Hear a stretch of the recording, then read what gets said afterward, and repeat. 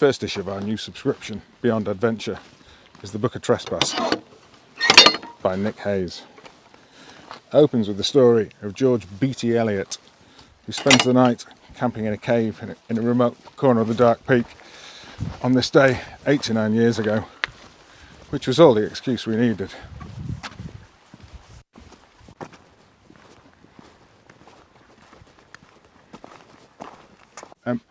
I'm out here at Laddow Rocks in the Crowden Clough, which is in the far corner of the Dark Peak, because it's mentioned in this book, which is the first book in our new subscription, Beyond Adventure. It's the Book of Trespass by Nick Hayes, and it starts this very place 89 years ago. So if you don't mind, I'll just read a little bit. On the morning of St George's Day, 1932, a teenager called George Beattie Elliot took the train from his home in Preston. With his climbing ropes and enough supplies for a couple of days camping and roaming, he travelled the 60 miles to the brim of the Peak District and set off on foot. He was not alone. Every weekend, thousands of men and women would stream from the blackened industrialised cities of Sheffield, Manchester, Bolton and Preston to catch a breath of fresh air and clean the chimneys of their lungs. What a great phrase. Freed from the beat of the working week, they sought scenery and self-determination. They walked 20 miles up and down Dale and then back to the pub on a Sunday night for huzzas and huzzoos and a socialist sing-along. Rambling, cycling and climbing clubs had spawned across the area, and train companies were offering discounts, and with the new Youth Hostel Association offering chief accommodation for overnighters, the 37 square miles of Blakelow were a honeypot for the worker bees of the north. Oh, excuse me a second. We've just walked up here the hard way, so I need a small libation. I'm sure there's a path here somewhere, but we didn't find it. Lewis did a very good job of beating a trail. As did George. George cut off from the busy main paths and, trespassing now, he sneaked across the open moorland. He was heading to Laddow Rocks, where he would spend the night in a cave halfway down a scree slope, a small pocket of secret space, silent and snug beneath the heavens. And there it is, and that's where we're sleeping tonight. He slept, and he must have woken early, because by mid-afternoon the next day, he'd already covered 13 miles, past Blakelow, that's Blakelow over there, gone through Snake Pass, and was ascending the north face of Kinder Scout, the highest point of the Peak District. The cities of Manchester and Bolton rolled beneath him, and if the day had been crystal clear, he'd have been able to see over 100 miles away the white peaks of Snowdonia. The rocks at the summit, silhouetted by the bright sky, ran like the turrets of a ransacked stone fort. A nice phrase. And as he approached them, he heard a commotion from the other side of the peak. He climbed further and the hill flattened out, and he saw a crowd of a few hundred, mostly around his age, singing and shouting, advancing towards a line of a dozen gamekeepers. As soon as the crowd saw George, their shouts inexplicably turned to cheers. They waved their caps at him and urged him on like a sporting hero. The keepers turned, and as several rushed towards him, George saw the broad sticks they were holding. George's confusion intensified as the keepers circled him, even more so as they began to punch him to the ground. The crowd arrived and the keepers were hauled off, and George was pulled to his feet, slapped on his back, and praised for his heroic work for the good old cause. The scene ended as quickly as it had sprung up.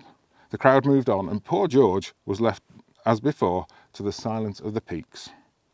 Bruised, utterly bemused, stars spiralling round his head, George continued his walk, as planned, through the Goit Valley and out of history. It was only on Monday at work that he uncovered the meaning of this bizarre and, let's face it, briefly violent encounter. It was all over the papers. 400 ramblers had met at Hayfield, a few miles west of Kinder, and amid a large police presence, they'd walked at William Clough to protest for greater rights to access the moors. Entirely unwittingly, George had fallen upon one of the most notorious land protests in English history, the Kinder Mass Trespass, which happened just over there 89 years ago, right now. So there we go. I'll bring you some more of the book later on. Trespass is one of the most charged words in the English language. For such a small legal infraction, the notion of crossing a fence line, wall, or invisible boundary is wrapped up in moral stigma that runs to the heart of English political and civil life. Many of our liberties and the restrictions on them are expressed in terms of land and parameters and property. So much so it's hard to tell which is metaphor and which is not. If someone has crossed the line, they've strayed over the limits of acceptable action, and their words or deeds are deemed to be beyond the pale, the Saxon word for fence. To wander and roam are implicitly connected with moral failings, and the word vagrancy has as much sense in morality as it does in legal cases concerning homeless people. Notice you can move, you don't have to stay still.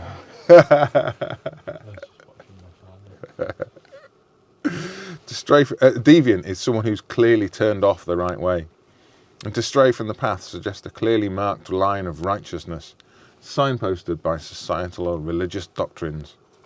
And the most fundamental link between the physical world of trespassing and its moral parallel is the origin of the word itself. Trespasser is the French verb meaning to cross over, which came from the Latin word transgredior, from whose the past participle we get the English word transgression. Transgression, which carries with it the pungent whiff of candle smoke and incense, that religious damnation, is the reason that Christians pray to God to forgive us our trespasses. There are boundaries in nature. There are rivers and forests, escarpments, ravines and mountain ranges, but these are cellulose walls. Boundaries, in fact, areas of transition, semi-permanent membranes. The notion that a perimeter should be impenetrable is a human contrivance alone. The concept of property really is a bubble, a hallucination conjured by a history of privatisation, whose hard and impenetrable border is in fact a flimsy meniscus. 1 foot over the line, and you pierce its logic, and the bubble bursts. Perhaps this goes some way to explaining the response of both the keepers and the crowd to George Elliot Beattie, as he blithely walked over Kinder Scout all those decades ago. To cheer a man for walking through heather and likewise beat him up for it are both absurdly disproportionate to the act. But inside the logic of the bubble, such an act is tantamount to anarchy, because it threatens the spell. When the Kinder Trespass was reported in the press, the bare facts of the case were sunk beneath a seething froth of outrage. The Manchester Evening Chronicle led with a headline, "Mob law on the moors," stating that the danger of mob law usurping the constitutional methods in the ventilation of grievances, real or imagined, is viewed with apprehension not only by landowners but by thousands of ramblers. In their splutting indignation at the trespass, both sides of the land debate had finally, with delicious irony, found common ground. To the rambling associations, these kids were naive upstarts, too brassy to negotiate the slippery political terrain, and had set the campaign for open access back several decades. To the landowning establishment, both the national water boards and the aristocracy, these kids were out of line. Bold, impudent commie hooligans threatening to take down the entire state. They must be taught a lesson and slapped down with the patrician's rod. In 1953, the fierce battle to free Kinder Scout was finally won. The 5,624 acres of land belonging to the Duke of Devonshire were signed over to the Peak District National Park, which had been set up 2 years earlier. Keepers were now replaced with professional rangers and volunteer wardens, whose job was to protect not the ownership of the land, but the land itself.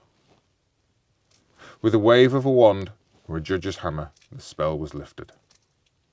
To those in the rambling community who consider themselves in the know, the Kinder Trespass has never been anything but a footnote to this victory. Yet, to dismiss the power of legend is to miss the need we have for stories, however fanciful. The Kinder Trespass challenged the power of ownership right at its narrative source. In the myth of property, for all to see, the land had been unspelled. And there we go. That's the Book of Trespass here. in the cave where it starts. And it's a lovely day.